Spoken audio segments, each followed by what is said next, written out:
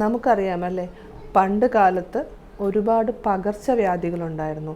നമ്മുടെ ജീവനെടുത്ത് ഒരുപാട് കുഞ്ഞുങ്ങളുടെയും മുതിർന്നവരുടെയും എല്ലാം ജീവന് നാശം സംഭവിക്കുന്ന രീതിയിലുണ്ടായിരുന്ന പകർച്ചവ്യാധികൾ. ആ കാലഘട്ടത്തിലുണ്ടായിരുന്ന പകർച്ചവ്യാധികളെയെല്ലാം ഉന്മൂലനം ചെയ്യാൻ നമ്മുടെ ശാസ്ത്രലോകത്തിന് സാധിച്ചിട്ടുണ്ട്, വൈദ്യശാസ്ത്രത്തിന് സാധിച്ചിട്ടുണ്ട്. അതിനുശേഷം വന്ന പകർച്ചവ്യാധികളായ നിപ്പയും അതുപോലെ തന്നെ കോവിഡും ഇവയെയും നിയന്ത്രിക്കാൻ നമ്മുടെ വൈദ്യശാസ്ത്രത്തിന് സാധിച്ചു. എന്നാൽ പകരുന്ന പകർച്ചവ്യാധികളല്ലാത്ത കുറേ അനവധി രോഗങ്ങൾ നമ്മുടെ നാട്ടിൽ ഇന്ന് സുലഭമാണ്. അത് നമ്മുടെ കുട്ടികളെയും അതുപോലെ തന്നെ നമ്മുടെ കൗമാരക്കാരെയും എല്ലാം നശിപ്പിച്ചുകൊണ്ടേയിരിക്കുകയാണ്. പകരുന്ന പകർച്ചവ്യാധികളല്ലാത്ത രോഗങ്ങൾ, അതായത് ഒരാളിൽ നിന്നും മറ്റൊരാളിലേക്ക് പകരുന്നില്ല. അവ വായുവിലൂടെയോ അല്ലെങ്കിൽ വെള്ളത്തിലൂടെയോ നമ്മുടെ സ്പർശനത്തിലൂടെയോ അവ പകരുന്നില്ല, പക്ഷേ പടർന്നുകൊണ്ടേ ഇരിക്കുകയാണ് ഈ രോഗങ്ങൾ. ഇവയ്ക്ക് ഓമന പേരിട്ട് വിളിക്കുന്നത് ജീവിതശൈലി രോഗങ്ങൾ എന്നാണ്. എന്തൊക്കെയാണ് ഈ ജീവിതശൈലി രോഗങ്ങൾ? അത് കുട്ടികളിലും ഉണ്ടാകുമോ? ഇങ്ങനെയുള്ള ഒരുപാട് ചോദ്യങ്ങൾ നമ്മൾ ദിവസവും നേരിട്ട് വരികയാണ്. പ്രത്യേകിച്ച് നമ്മുടെ കൗമാരക്കാരുടെ ഒരു കാലഘട്ടം, കൗമാര കാലഘട്ടം എന്ന് പറയുന്നത് നമുക്കറിയാം അല്ലേ. നമുക്ക് മിക്ക പാരൻസിനും കുഞ്ഞുങ്ങളെ ചിലപ്പോഴെങ്കിലും നിയന്ത്രിക്കാൻ പറ്റാത്ത അല്ലെങ്കിൽ അവർക്ക് ഒരുപാട് ഹോർമോണൽ ചേഞ്ചസ് വരുന്ന ഒരു കാലഘട്ടമാണ്. അവരെ സ്വയം നിയന്ത്രിക്കാൻ അവർ തന്നെ സ്വയം നിയന്ത്രിക്കുന്ന ഒരു കാലഘട്ടമാണ്. നമ്മൾ പറയും കടിഞ്ഞാനില്ലാത്ത കുതിരകൾ പോലെയുള്ള ആ ഒരു കാലഘട്ടമാണ് കൗമാരപ്രായം എന്ന് പറയുന്നത്. ആ കാലഘട്ടത്തിൽ കുട്ടികൾ ഒരുപാട് കാര്യങ്ങൾ, അതായത് ഭക്ഷണശൈലിയിൽ അവരുടെ മാറ്റങ്ങൾ സംഭവിക്കുന്നു, വ്യായാമ ശൈലിയിൽ മാറ്റങ്ങൾ സംഭവിക്കുന്നു, അവരുടെ നിദ്രാശൈലിയിൽ മാറ്റങ്ങൾ സംഭവിക്കുന്നു, അവർ കുടിക്കുന്ന വെള്ളം കുടിക്കുന്ന രീതികളിൽ മാറ്റങ്ങൾ സംഭവിക്കുന്നു. ഇങ്ങനെ അവരുടെ ജീവിതത്തിൽ ഉണ്ടാകുന്ന ഒരുപാട് മാറ്റങ്ങൾ അവരെ ജീവിതശൈലി രോഗങ്ങളിലേക്ക് എത്തിക്കുന്നു. അപ്പോൾ എന്തൊക്കെ ജീവിതശൈലി രോഗങ്ങളാണ് കുട്ടികൾക്ക് അല്ലെങ്കിൽ നമ്മുടെ കൗമാരക്കാരിൽ കാണപ്പെടുന്നത്?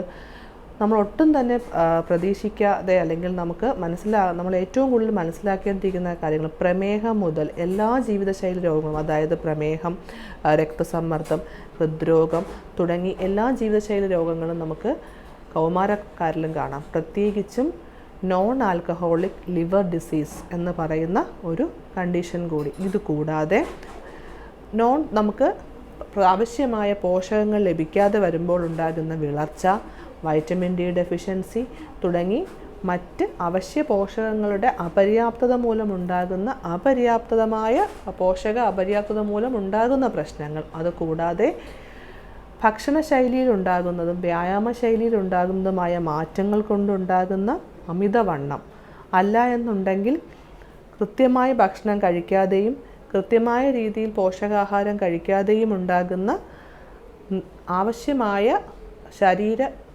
ശരീരത്തിന് ആവശ്യമായ ഭാരമില്ലായ്മയിലേക്കും കുട്ടികളെ നയിക്കുന്നു. അപ്പോൾ ഈ കൗമാര കാലഘട്ടത്തിൽ ഉണ്ടാകുന്ന പ്രശ്നങ്ങൾ അത് കൗമാര കാലഘട്ടം കൊണ്ട് തീരണമെന്നില്ല. കൗമാരത്തിൻ്റെ കാലഘട്ടം കഴിഞ്ഞ് അടുത്ത കാലഘട്ടത്തിലേക്ക് പോകുമ്പോഴും ഇത് അവരെ പിന്തുടർന്നുകൊണ്ടേയിരിക്കും. ഇനി ഈ കാലഘട്ടത്തിൽ ഉണ്ടാകുന്ന ഹോർമോണൽ ഇംബാലൻസുകൾ അല്ലെങ്കിൽ ഹോർമോണൽ ചേഞ്ചസ് കൊണ്ടുണ്ടാകുന്ന PCOD പോലുള്ള പ്രശ്നങ്ങൾ, അതുപോലെ തന്നെ ഇൻഫെർട്ടിലിറ്റി പോലുള്ള പ്രശ്നങ്ങൾ എല്ലാം ഈ കാലഘട്ടത്തിൽ തന്നെ കുട്ടികളിൽ നമുക്ക് കാണുന്നുണ്ട്. അപ്പോൾ എന്തൊക്കെ കാരണങ്ങൾ കൊണ്ടാണ് ഈ കൗമാരക്കാരിൽ ഈ പ്രശ്നങ്ങൾ ഉണ്ടാകുന്നത്?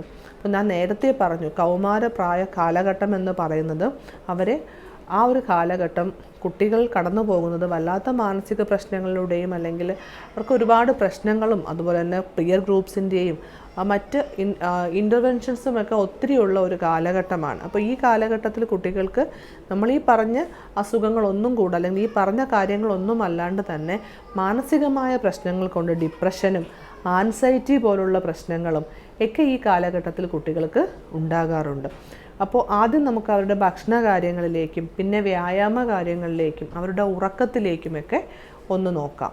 നമ്മളൊന്ന് ചിന്തിച്ച് നോക്കിയേ, ഒരു കുട്ടി രാവിലെ സ്കൂളിൽ പോകുന്നതിന് മുമ്പോ അല്ലെങ്കിൽ കോളേജിൽ പോകുന്നതിന് മുമ്പോ അവൻ്റെ ബ്രേക്ക്ഫാസ്റ്റ്, അത് കഴിഞ്ഞ് സ്കൂളിൽ പോകുമ്പോൾ കൊണ്ടുപോകുന്ന ഭക്ഷണം, രാത്രി വീട്ടിൽ വന്നിട്ട് കഴിക്കുന്ന ഭക്ഷണം, ഇതിൻ്റെയൊക്കെ തോത് അല്ലെങ്കിൽ ഇതൊക്കെ എന്താണ്? ഒരു 80% കുട്ടികളും ഏത് രീതിയിലുള്ള ഭക്ഷണ ശൈലിയാണ് അനുവർത്തിച്ചു പോകുന്നത്? നമുക്കറിയാം, കൂണുകൾ പോലെ പൊന്തി വരുന്ന ജങ്ക് ഫുഡ്സും അതുപോലെ തന്നെ ഫാസ്റ്റ് ഫുഡ് ഷോപ്പുകളും നമ്മുടെ നാട്ടിൽ സുലഭമാണ്. അപ്പം അതുകൊണ്ട് തന്നെ കുട്ടികളെ ഏറ്റവും കൂടുതൽ ആകർഷിക്കുന്നത് ഇന്നത്തെ വൈവിധ്യമാർന്ന രുചികളാണ്. വൈവിധ്യമാർന്ന രുചികൾ തേടിപ്പോകുന്ന കുഞ്ഞുങ്ങൾക്ക് ഈ രുചികൾ കൂട്ടിനോടൊപ്പം തന്നെ കിട്ടുന്ന അനാരോഗ്യകരമായ ഭക്ഷണശൈലി കൂടിയാണ് അല്ലേ. അതായത് അമിതമായ കൊഴുപ്പിൻ്റെയും അതുപോലെ തന്നെ മൈദ പോലുള്ള പ്രോസസ്ഡ് ഫുഡ്സിൻ്റെയും എല്ലാം അമിതമായ ലഭ്യത നമ്മൾ എവിടെ തിരിഞ്ഞു നോക്കിയാലും കിട്ടും. എവിടെ തിരിഞ്ഞു നോക്കിയാലും നമുക്ക് കാണാൻ സാധിക്കും ഒരു കുഞ്ഞിനെ അട്രാക്റ്റ് ചെയ്യുന്ന രീതിയിലുണ്ടാകുന്ന മണം. നമ്മളൊന്ന് പുറത്തോട്ട് ഇറങ്ങിയാൽ മതി, ഒരു ഈവനിങ് ടൈമിൽ കുഞ്ഞുങ്ങളെയും കൊണ്ടൊന്ന് പുറത്തോട്ട് ഇറങ്ങിയാൽ അറിയാം അല്ലേ, മണം, നല്ല രീതിയിൽ ഭക്ഷണത്തിൻ്റെ മണം വരിക. അതുപോലെ തന്നെ നമ്മൾ TV, മൊബൈൽ തുടങ്ങിയ മാധ്യമങ്ങൾ കുട്ടികൾ സുലഭമായി ഉപയോഗിക്കുന്ന കാലഘട്ടം കൂടിയാണെന്ന്. അപ്പോൾ അതുവഴി അവർക്ക് കിട്ടുന്ന ഫീഡ്ബാക്സ് ഇന്ന് ഇൻസ്റ്റാഗ്രാം വഴിയുമോ അല്ലെങ്കിൽ മറ്റുള്ള മാർഗങ്ങൾ വഴിയും കിട്ടുന്ന ഭക്ഷണത്തെക്കുറിച്ചിട്ടുള്ള ഒരുപാട് വീഡിയോസ് അവരെ വല്ലാതെ അട്രാക്റ്റ് ചെയ്യുന്നുണ്ട്. അപ്പോൾ ആ ഭക്ഷണങ്ങൾ തേടി പോകുന്ന കുട്ടികളുണ്ടാകാം. പിന്നെയോ മാളുകളും അതുപോലുള്ള സ്ഥലങ്ങളിലും എല്ലാം നിയന്ത്രിക്കാൻ പറ്റാത്ത രീതിയിൽ കിട്ടുന്ന ഫാസ്റ്റ് ഫുഡ്സ്, പുറത്തോട്ടായാലും സ്ട്രീറ്റ് ഫുഡ്സ് ആയാലും ഫാസ്റ്റ് ഫുഡ്സ് ആണ്. അപ്പോൾ ഇങ്ങനെയുള്ള ഒരു ഭക്ഷ്യ സംസ്കാരം നമ്മുടെ നാട്ടിലേക്ക് അനുവർത്തിച്ചു പോരുകയാണ്. അപ്പോൾ എവിടെ തിരിഞ്ഞാലും ഫാസ്റ്റ് ഫുഡ്സ് മാത്രം കിട്ടുന്ന ഒരു ഭക്ഷ്യ സംസ്കാരം. അതുമാത്രമാണോ? കുഞ്ഞുങ്ങളിൽ വ്യായാമമില്ലായ്മ. അവരുടെ ടൈറ്റ് ഷെഡ്യൂൾ ലൈഫിൽ അവർക്ക് ചെയ്യാൻ പറ്റുന്നത് രാവിലെ എണീക്കുക, സ്കൂളിൽ പോകുക, കോളേജിൽ പോകുക, അത് കഴിഞ്ഞിട്ടുള്ള അവരുടെ പഠിത്ത കാര്യങ്ങൾ ശ്രദ്ധിക്കുക. ഇതിനിടയ്ക്ക് അവർക്ക് കഴിക്കാൻ പറ്റുന്ന രീതിയിൽ ജങ്ക് ഫുഡ്സും മറ്റും കൂടുതലായിട്ട് ശീലിക്കുക, എളുപ്പത്തിൽ കഴിക്കാൻ പറ്റുന്ന ഭക്ഷണങ്ങളിലേക്ക് പോകുക, പിന്നീട് രാത്രിയിലിരുന്ന് അവർക്ക് വർക്ക് ചെയ്യുക. അപ്പോൾ ഇങ്ങനെ വരുമ്പോൾ സ്വാഭാവികമായും കുട്ടികൾക്ക് വ്യായാമം ചെയ്യാനുള്ള സമയം കിട്ടാണ്ട് വരും. ഇത് എല്ലാ കുട്ടികളിലുമാണെന്ന് പറയുന്നില്ല, ഇതിനെല്ലാം ഒരു വിപരീത ദിശ കൂടിയുണ്ട്. അതായത് എല്ലാ കാര്യങ്ങൾക്കും ഇടയിലും സമയം കണ്ടെത്തുകയും കൃത്യമായി നല്ല രീതിയിൽ ഭക്ഷണങ്ങൾ കഴിക്കുകയും വ്യായാമം ചെയ്യുകയും ചെയ്യുന്ന ഒരു വിഭാഗം കുട്ടികളുമുണ്ട്. ഞാൻ അങ്ങനെ ഒരു കുട്ടികളെക്കുറിച്ചല്ല എല്ലാവരുമാണെന്നും പറയുന്നില്ല, പക്ഷേ ഒരു വിഭാഗംകാർ ഈ ഒരു രീതി അനുവർത്തിച്ച് പോരുന്നവരാണ്. അപ്പോൾ അങ്ങനെ വരുമ്പോൾ എന്താ നമുക്ക് സംഭവിക്കുന്നത്, അല്ലെങ്കിൽ എന്താ നമ്മളെ കുഞ്ഞുങ്ങൾക്ക് പറ്റുന്നതെന്ന് പറയുമ്പോൾ അവർക്ക് ജീവിതശൈലി രോഗങ്ങളിലേക്കുള്ള ചുവടുവയ്പ്പുകൾ വളരെ എളുപ്പമാകുന്നു. നമ്മളിപ്പോൾ നോക്കുമ്പോൾ വളരെ ചെറിയ ഒരു പ്രശ്നമാണ് നമ്മുടെ സാധാരണ വിളർച്ച അല്ലെങ്കിൽ അനീമിയ എന്ന് പറയുന്ന ഒരു പ്രശ്നം. ഇപ്പോൾ നമ്മൾ പെൺകുട്ടികളിൽ നോക്കുന്നെങ്കിൽ ഒരു 80% പെൺകുട്ടികളിലും നമുക്ക് ഹീമോഗ്ലോബിൻ ലെവൽ 12-ൽ താഴെയാണ് കാണപ്പെടുന്നത്. അത് പെൺകുട്ടികളിൽ മാത്രമല്ല ആൺകുട്ടികളിലും ഉണ്ട്. അത് അത്രയും പെൺകുട്ടികളോളം അത്രയും പോകുന്നില്ലെങ്കിലും ആൺകുട്ടികളിലുമുണ്ട്. അപ്പോൾ എന്തുകൊണ്ടാണ് വിളർച്ച ഉണ്ടാകുന്നത്? നമുക്കറിയാം അല്ലേ, അയൺ റിച്ച് ആയിട്ടുള്ള ഭക്ഷണങ്ങൾ കഴിക്കണം അനീമിയ വരാതിരിക്കണമെങ്കിൽ.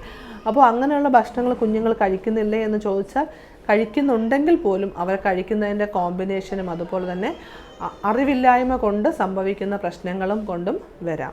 അപ്പോൾ ദിവസേന ഇലക്കറികളോ അല്ലെങ്കിൽ അയൺ റിച്ച് ആയിട്ടുള്ള മറ്റ് ഭക്ഷണങ്ങളോ കുഞ്ഞുങ്ങൾ കഴിക്കുന്നുണ്ടാകുമോ എന്ന് ചോദിച്ചാൽ വളരെ കുറവാണെന്ന് പറയേണ്ടി വരും. അതിനോടൊപ്പം തന്നെ നമ്മൾ സ്ഥിരമായിട്ട് കാണുന്ന മറ്റൊരു പ്രശ്നമാണ് വൈറ്റമിൻ ഡി ഡെഫിഷ്യൻസി. അപ്പോൾ നമുക്കറിയാം പ്രധാന സ്രോതസ്സ് സൂര്യപ്രകാശമാണ്. സൂര്യപ്രകാശം ലഭിക്കുന്നുണ്ടോ എന്ന് ചോദിച്ചാൽ, സൂര്യപ്രകാശത്തിൽ അവർ കളിക്കുന്നുണ്ടോ എന്ന് ചോദിച്ചാൽ അവർ കളിക്കുന്നുണ്ടാകാം, അല്ലെങ്കിൽ അവർ പോകുന്നുണ്ടാകും. പക്ഷേ അതിൻ്റെ പ്രോപ്പറായിട്ടുള്ള വേയിൽ അവർക്കത് കിട്ടുന്നുണ്ടാകുന്നില്ല. അതുപോലെ തന്നെ അതനുസരിച്ചുള്ള ഭക്ഷണങ്ങൾ അവർക്ക് ലഭിക്കുന്നില്ല. അപ്പം ഇതെല്ലാം തന്നെ വൈറ്റമിൻ ഡി ഡെഫിഷ്യൻസിക്ക് കാരണമാകുന്നു. ഞാൻ നേരത്തെ പറഞ്ഞ പോലെ തന്നെ പ്രമേഹം അതുപോലുള്ള ജീവിതശൈലി രോഗങ്ങൾ കുഞ്ഞുങ്ങളിൽ ഉണ്ടാകാനുള്ള കാരണം, അതിന് മറ്റൊരു കാരണവുമില്ല. എന്താണ്? അമിതമായിട്ടുള്ള പ്രോസസ് ഫുഡ്സും അതുപോലെ തന്നെ വ്യായാമമില്ലായ്മയും അതുപോലെ അമിതമായിട്ടുള്ള മറ്റ് ഭക്ഷ്യവസ്തുക്കളോടുള്ള കുട്ടികളുടെ ആസക്തിയും തന്നെയാണ്.